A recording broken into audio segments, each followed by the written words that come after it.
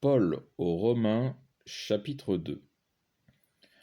Ainsi, qui que tu sois, ô homme, toi qui juges, tu es inexcusable, car en jugeant les autres, tu te condamnes toi-même, puisque tu fais les mêmes choses, toi qui juges. Ça rappelle une recommandation de Jésus qui disait « Ne jugez pas pour ne pas être jugés ». Paul dit qu'en jugeant les autres, on se condamne soi-même. L'homme juge sur ses propres critères, et Dieu, lui, jugera par sa justice, qui n'est en rien égale aux critères des hommes.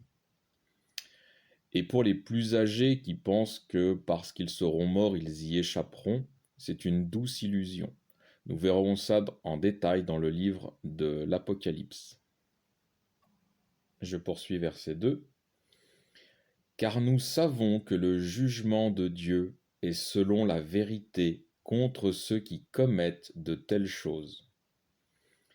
Et tu penses, ô homme, toi qui juges ceux qui les commettent, et qui les fais toi-même, que tu échapperas au jugement de Dieu?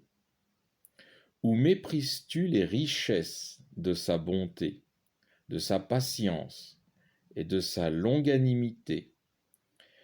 Et ne sais-tu pas que la bonté de Dieu t'invite à la pénitence?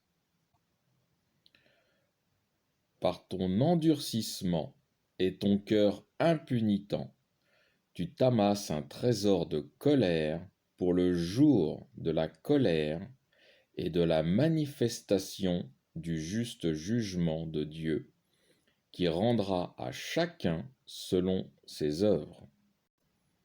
Donc Paul nous dit bien que c'est par la volonté propre de l'homme de garder son cœur fermé et de persévérer à rester dans cette voie contraire à celle de Dieu qui va attirer la colère sur lui, la colère de Dieu sur lui. Je poursuis verset 7. La vie éternelle à ceux qui, par la persévérance dans le bien, cherchant la gloire de Dieu, ils bénéficieront de l'honneur et de l'immortalité. Mais la colère et l'indignation aux enfants de contention, indociles à la vérité, dociles à l'iniquité. Oui, tribulation et angoisse sur tout homme qui fait le mal, sur le juif premièrement, puis sur le grec. Gloire, honneur et paix pour quiconque fait le bien, pour le juif premièrement, puis pour le grec. Car Dieu ne fait acception des personnes, ou exception de personnes. Tous ceux qui ont péché sans loi périront aussi sans loi, et tous ceux qui ont péché avec une loi seront jugés par cette loi. Ce ne sont pas, en effet, ceux qui écoutent une loi qui sont justes devant Dieu, mais ce sont ceux qui la mettent en pratique qui seront justifiés. Et je vais faire une parenthèse. Lorsque Dieu nous dit « repentez-vous », il ne faut pas juste dire « j'ai entendu et je l'accepte ». C'est très bien, ça c'est déjà un bon début. Mais il faut aussi le mettre en pratique, c'est-à-dire il y a une transformation à faire. C'est retirer de notre cœur les fruits de la chair, les mauvais désirs. Si vous en voulez, on en a vu au chapitre précédent, donc au chapitre 1 des Romains, versets 28 à 31, vous avez déjà une bonne liste des fruits de la chair.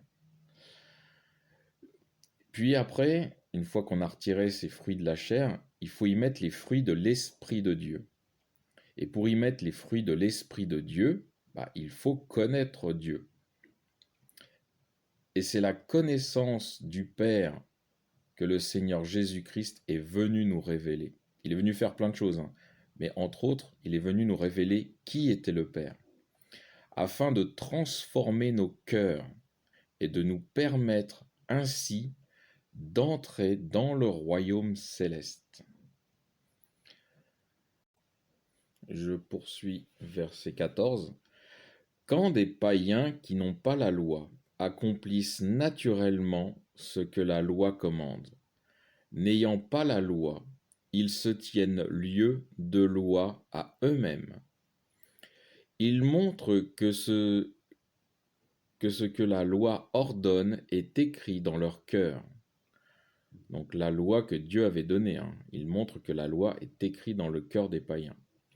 Leur conscience rendant en eux-mêmes témoignage par des pensées qui, de part et d'autre, les accusent ou les défendent. C'est la conscience. Conscience qui nous accuse, selon notre cœur, de faire le bien ou de faire le mal. C'est ce qui paraîtra au jour où, selon mon évangile, Dieu jugera par Jésus-Christ les actions secrètes des hommes. Toi qui portes le nom de Juif, qui te reposes sur la loi, qui te glorifie en Dieu, qui connaît sa volonté, qui sait discerner ce qu'il y a de meilleur, instruit que tu es par la loi. Toi qui te flattes d'être le guide des aveugles, la lumière de ceux qui sont dans les ténèbres, le docteur des ignorants, le maître des enfants, ayant dans la loi la règle de la science et de la vérité. Toi donc qui enseignes les autres, tu ne t'enseignes pas toi-même?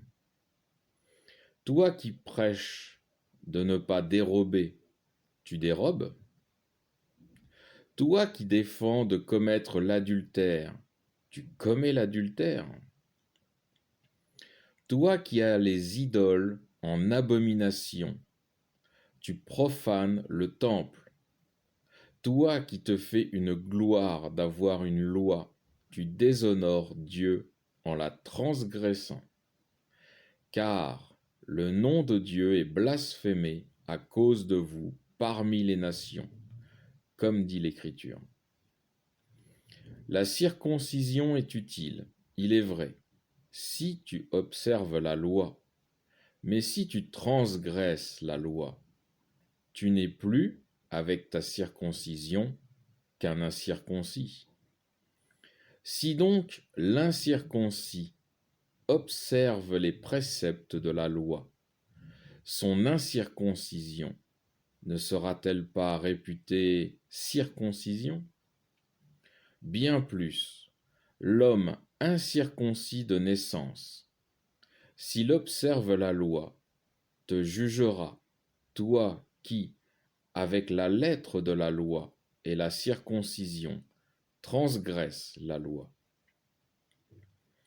Le vrai juif, ce n'est pas celui qui l'est au dehors, et la vraie circoncision, ce n'est pas celle qui paraît dans la chair. Mais le juif, c'est celui qui l'est intérieurement, et la circoncision, c'est celle du cœur, dans l'esprit, et non dans la lettre. Ce juif aura sa louange, non des hommes, mais de Dieu. Fin du chapitre 2. Alors, avant de couper, je vais quand même donner une explication sur les derniers versets qu'on a lus. Paul donne l'exemple entre les Juifs et les païens pour appuyer ses dires sur le verset 13. Les uns peuvent posséder une loi et ne pas la mettre en pratique. Quant aux autres, la loi est dans leur cœur, comme par exemple ne pas tuer. La loi est donnée par Dieu aux Juifs. Si le Juif tue, il est déclaré injuste devant Dieu, puisqu'il avait la loi, et il n'a pas accompli la loi. Le païen ne possède pas la loi, mais dans son cœur, tuer n'est pas bien, Et s'il ne tue pas, eh bien il est déclaré juste devant Dieu, parce qu'il accomplit la loi dans son cœur. La loi de Dieu, on parle toujours de la loi de Dieu, hein. Voilà, donc fin du chapitre 2.